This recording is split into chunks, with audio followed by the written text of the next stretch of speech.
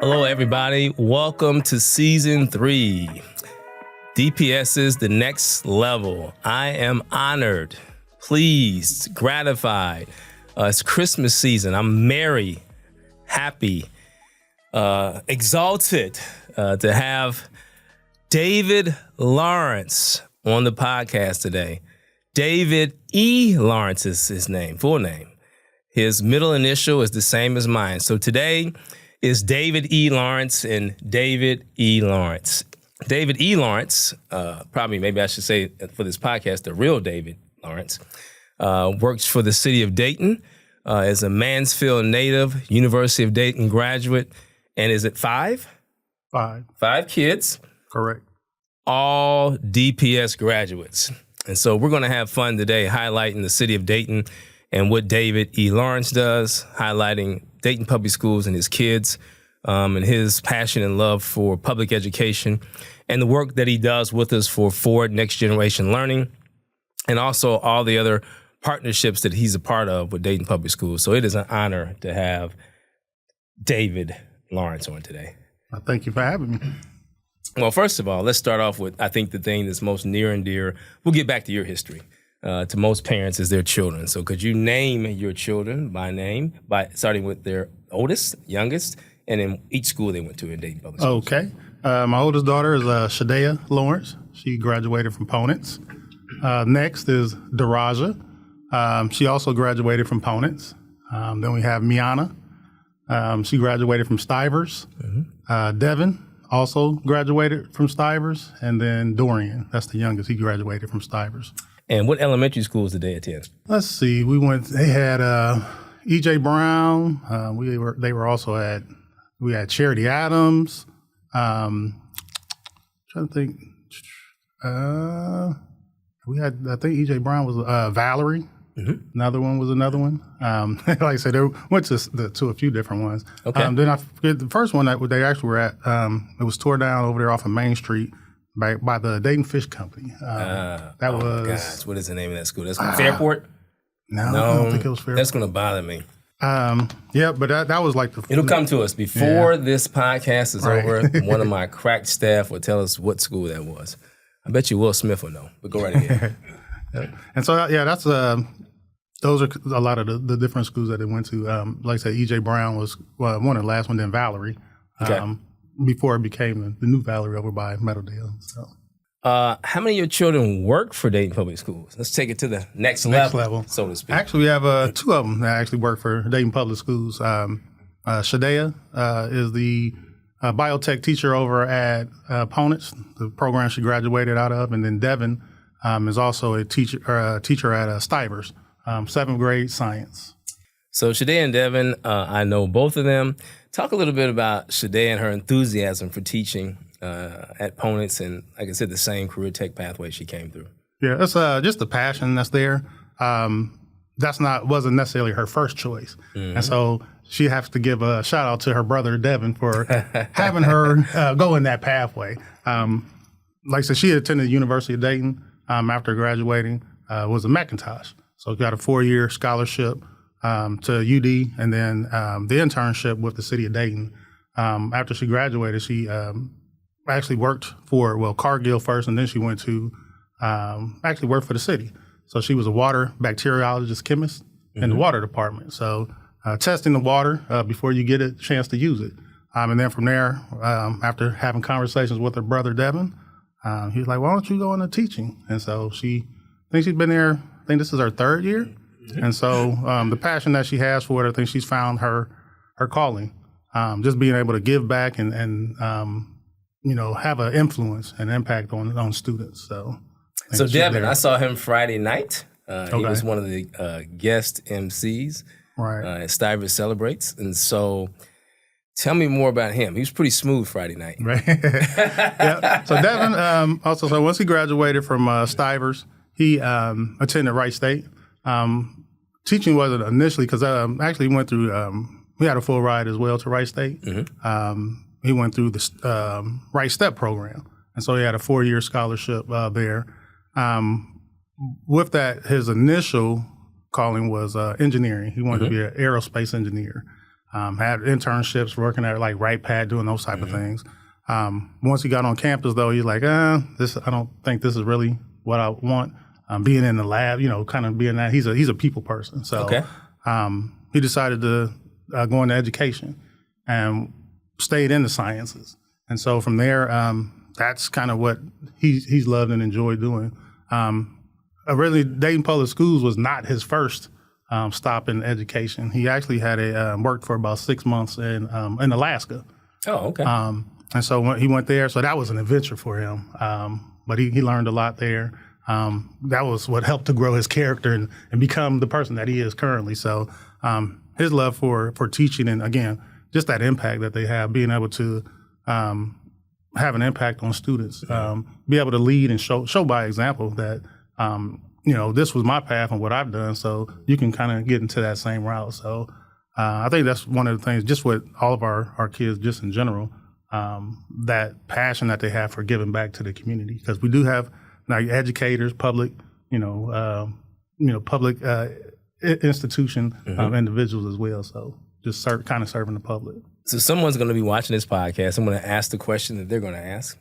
Ponitz and Stivers get a lot of that.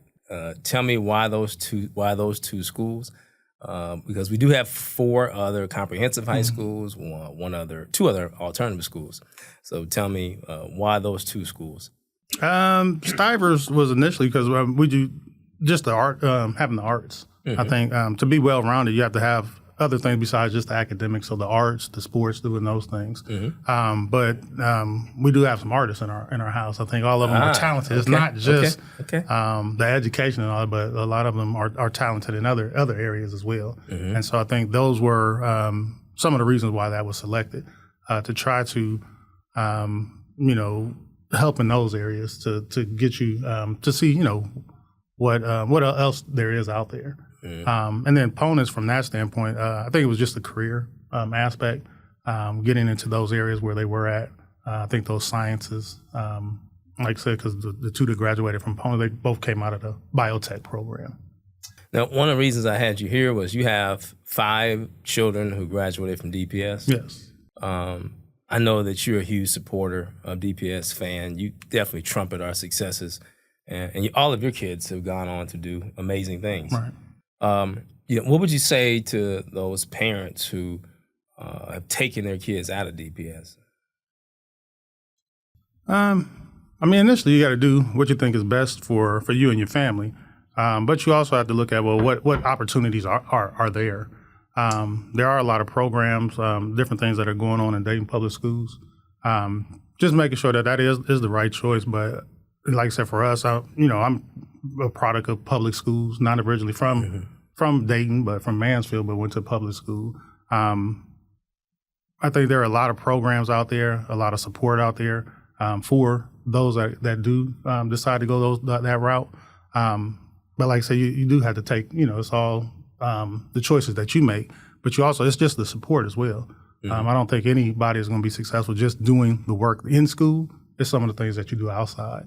And so just as a parent, being involved, just being there and showing that you care. I think that's the big thing, and doing the things that support not only your kids, but other kids that they're around, and also showing that support for the teachers while they're there. So just knowing that they can call on you if they need assistance in their classroom and things like that. Now, before I ask you to talk a little bit about yourself, because, of course, we have the same name, same middle initial. If you're comfortable on camera, I'm going to tell the audience my middle initial is E and my middle name is Elliott. We'll get to David E's middle name. But we bank at the same institution. And I went to that credit union one day and withdrew some money. And the teller was not paying attention. And David called me later and let me know that I had withdrew money from his account. Do I still owe you that money? No. Okay. Not at this point. Otherwise, the interest, I'll probably be close to being a millionaire by now. If I would have had all the interest and everything. That is a true story. So tell me, how did you get here to Dayton? What do you do? And tell me about your spouse. Okay. Yep. Like I said, I'm David E. Lawrence. My E is for Eugene. Named after my grandfather. Okay. First name is from David is from my maternal grandfather, and Eugene is from my paternal grandfather. So okay. That's the significance of my name. Like I said, originally from Mansfield, Ohio. Born and raised there. Attended Mansfield Senior High. Graduated in 1994. In the 1900s, as our son would say, the youngest. 94. Once I graduated in 1994, I attended University of Dayton. From 94 to 98, graduated with a degree in psychology, and so that's how I really got down into this area. Mm-hmm. From there, 98, I started working for Montgomery County as a youth specialist. Worked for the Montgomery County Detention Center. And that was kind of my first entrance into public service. Once I was from 1998 to about 2000, I was there. 2000, I went over to the Job Center. As a Job Center, I was a caseworker over there, determining eligibility for public assistance. So that was from like 2000 to 2005. 2005, I then went to City of Dayton. Mm-hmm. So I've been with the City of Dayton for 20 years. Yep. And so when I first started with the city, I started as a employment analyst, or I think it was a civil service consultant at that point. I was the one that actually created exams and did that stuff for the city. And civil service were the ones that actually are the employment entity for the city and Dayton Public Schools. Mm-hmm. Those non-teaching support services. So in civil service, I was there from 2005 to about 2008. And then I went over to the water department. In the water department, title was a special projects administrator, but I did everything, all kind of workforce development, performance management, training, development, those things for on an administrative function. Mm-hmm. Even though we have a lot of the technical things in water, I was on the administrative side of that. And then in 2019, I went back to civil service as the manager, so managing the hiring process for the city of Dayton. And with that, like I said, we are the hiring entity for the city. City has about 17 different departments between 1,900 employees. And at 18 and 1,900, that's the gap. That's what we're trying to do is fill those positions. Okay.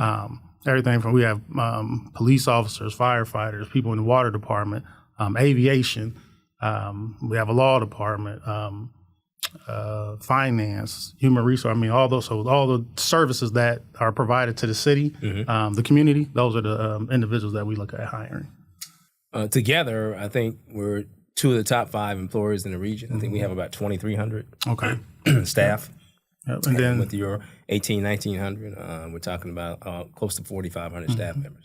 Yep. And for Dayton Public Schools, we do the hire. And a lot of people don't know that. And that's based off of Ohio Revised Code. We do for the classified service, so those non-teaching support staff. So we'll do school bus drivers, food service, clerical, custodial, skilled trades, so plumbers, electricians. Those are the type of things we do. And then, like you said, my better half. Yeah. We want to get off here without that. Yeah, right. My wife, Chantel, we actually known each other for years and years. I've known her since probably about 6th grade. So since 6th grade, we That's a heck of a story. Went to middle school together. Mm-hmm. And then, like I said, I guess our love journey began in, it was our junior year in high school, so like 93. Mm-hmm. And then, so she, once we graduated, she attended Central State University. She had a full ride for basketball. And so that was her.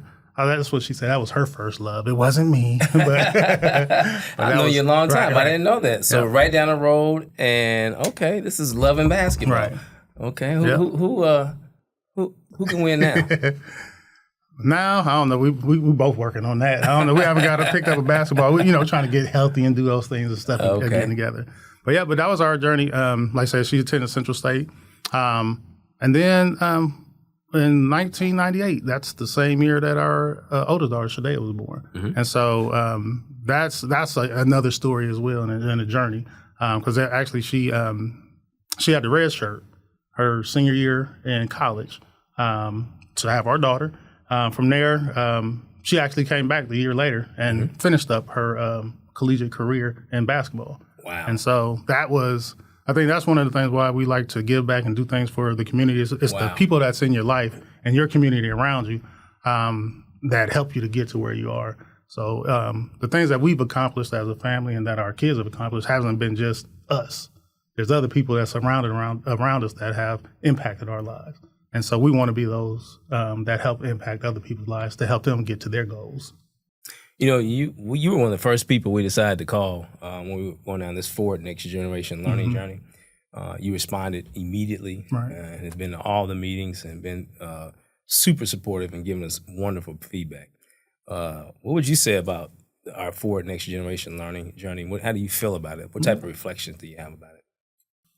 Yeah, for me, I think it's going in the right direction. I believe, like I said, everybody that's included in that, like I said, the impact that it can have on the students and their success. Being that we're in a community where the median household income is like $40,000 a year, you have 30% of the population in poverty. This allows us to give systems and put systems in place that can show success. Because overall, I mean, for students, the public school system in general is about student success. And so how can we get to that? And all the involvement, the things that have been taking place, I've liked that. The communication, all those things. Now, the communication, you know, from our standpoint of what's been communicated from, you know, because I'm participating not only as a business, you know, as the business or as the community, but also as a former, you know, parent, those things being involved. Just making sure that communication is throughout all the organizations. We have to have that support and that buy-in. So just making sure too that information is communicated not only to our external customer, but the internal. And so all the teachers are involved in that process, just making sure that those things happen. All the, all the stakeholders. I think it's key and important in order for this to be beneficial and to be a success. And like I said, seeing those things, we and I'll say the City of Dayton as an organization can benefit from the programming and stuff that's going in for the students. Yeah. But I think, like I said, when I'm talking with the staff and stuff, our thing is about hiring competent and talented people to serve the community. And so everything that we do is community-based. We appreciate that. You talked about hiring and how we can work together, the City of Dayton and Dayton Public Schools. One of the things you were really instrumental in is helping us develop the portrait of a graduate. So we talk about integrity, work ethic, resiliency, critical thinking, collaboration, and communication. As someone who sits on a board that kind of gives examinations and gives us feedback on hiring, how does the portrait of a graduate fit into what you think about as an employer? Yeah, and for us, I think those are the key factors. One of the things I'll talk about is kind of my 3 C's or 4 C's. And I know Dayton Public Schools has their C's, but when we're talking about, just your, on the employee side or the individual side, it's about their character, competencies, commitment, and, how they are able to then contribute. And so for that, it's their characters, who they are as a person, and those things. And we can get to that through backgrounds and doing those things, just looking at their history, what's their values, all those things. The competencies, knowledge, skills, abilities, experience. And that's where it's key, I think, those areas that you're looking at for the students. Those are our key, because another component thing that I talk about for us is we as an organization, we hire for competencies, but then but we have to also then train for success. And so in order for people to be successful, if you come in with those areas that you talked about, communication, critical thinking, collaboration, integrity, resilience, work ethic, we can then, help you to get to where you want to be in your life as far as in your career to be successful in those areas. I think that's key. What does that training look like in your shop over there at the city? It's going to be, each one is individual. I think the big thing for us is with the 17 different departments, they're all different entities and industries in and of themselves. So the training, there can be general training where we talk about customer service. That's a big one, looking at customer service training, what that looks like. But then you can get into also the individualized training for the specialties. So that's one of the big things I think for us. There is a separation between civil service and human resources. And so in our area, we have in civil service for the city, we do all the pre-employment, so bringing in all those things. So the training component is actually, training and development is more of a responsibility of our human resources department. So there are some programs, you can do tuition reimbursement that the city of Dayton offers. And so those are things that we try to ensure that the staff, and I'll say just my staff, has the opportunity to partake in some of those things. So, you not only are a participant, like I said, as a parent, as a community member, your children have been to DPS. You've been around the community now for 30 years. You arrived here in 1994, right? Correct. Yeah. So 31 years. Right. Yeah. So it's been a while. What do you enjoy? What are some of the things you enjoy most about Dayton, in the Dayton region? And I always talk about Dayton being like a Mansfield, but it's just on a little bit larger scale. But I think it's the close knit, the community. There are a lot of activities and stuff to be able to participate in. If you go look, not a lot of things are out there that you can see there. I think as a community overall, and those organizations have to do a good job of telling their story and putting information out there so people know what's going on. So you have an opportunity to do a lot of things in the area. I mean, it's affordable. You start looking at the cost of living.